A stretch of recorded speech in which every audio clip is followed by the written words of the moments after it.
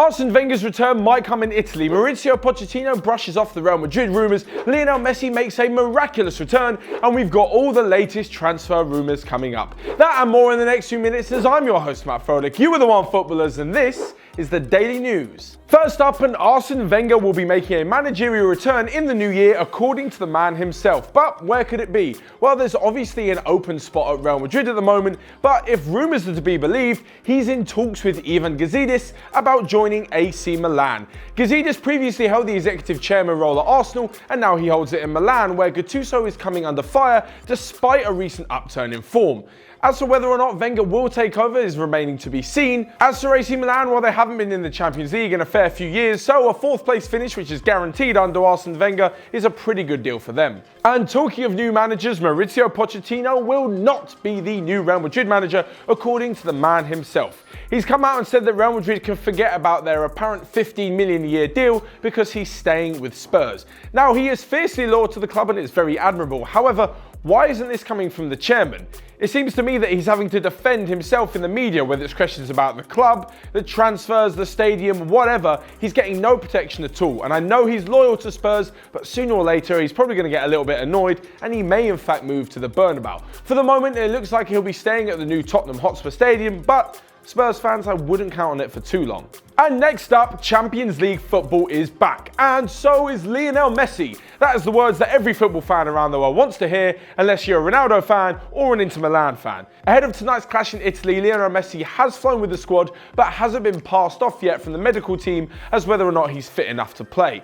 For me, it seems a bit ridiculous that they'd risk him in such a game. Their chances of losing to Inter Milan are quite slim, and given that in the 3 games without Messi, they've managed 3 victories, including thumping Real Madrid in El Clasico, it seems like they don't really need him. They've got the Milan game tonight and Betis at the weekend, followed by a 2-week break for the international duty, so it seems to me that they should probably just let Messi sit down and recover for the next few weeks at least. They'll be returning to action after the international break with the game against Atletico Madrid, which is massive, way bigger than the next few, so I'd definitely give them a rest. But what do you guys think? Will Barcelona continue to be fine without Lionel Messi, or should they risk him, get the Champions League Group 1 as soon as possible, and then worry about any potential injuries later on? And lastly, we come to today's transfer news, where even though we're outside the window, there's still a bucket load of transfer rumours which send every journalist and football fan alike into absolute transfer overdrive. First off, we've got Manchester United, of course, because they're trying to fix their leaky defence.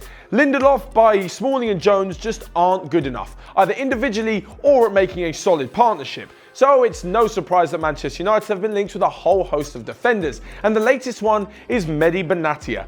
Apparently, the Moroccan international is unhappy with his playing time at Juventus, mainly because of the return of Leonardo Bonucci to the squad. Bonucci alongside Chiellini is a partnership that doesn't seem to be broken up anytime soon, so Benatia is looking to move on. He's coming towards the twilight years in his career, and a move to Manchester United and a guaranteed huge payday is probably a great move for him right now, and let's face it, as said before, he's better than anything else United have got at the moment. Next up, moving from Manchester United to Liverpool, where apparently they could be signing Adrien Rabiot on a free, with talks starting as early as January.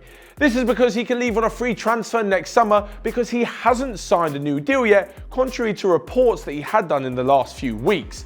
Because Liverpool are aboard from PSG, he can speak to them in January about signing a pre-contract deal. If Liverpool do this and the proposed transfer from Fabinho to PSG goes through, apparently in January as well, Liverpool would have pulled off the greatest swap deal of all time.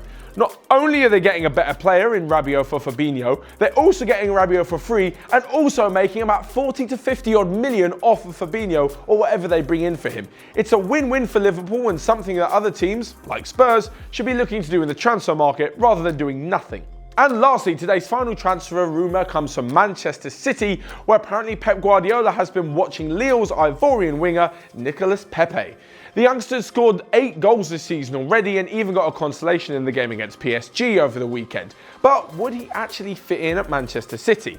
Well, at the moment they've got Bernardo Silva, who could play out on the wing, as well as Mahrez, Sane and Sterling. So Pepe wouldn't exactly be guaranteed first team football, but it seems to me this is sort of a backup plan should City's fears of losing Raheem Sterling become a reality. The English international has been linked with Real Madrid in the past few weeks, and although Man City seem keen to hold on to him, if he does end up leaving the Etihad, they'll have a replacement ready in Nicolas Pepe, who will cost half the price but we're not so sure will be as good just yet. He has got potential, but no offense to the French league, outside the top few teams, there isn't much competition for him to be wary of. So there you have it, all of today's daily news. Make sure you let me know in the comments section down below what you thought on all of today's news and whether or not Lionel Messi should be risked against Inter Milan. Whilst you're doing that as well, make sure you can click here to check out all of the other videos we've got going on Onefootball. But until next time, I'll see you guys later.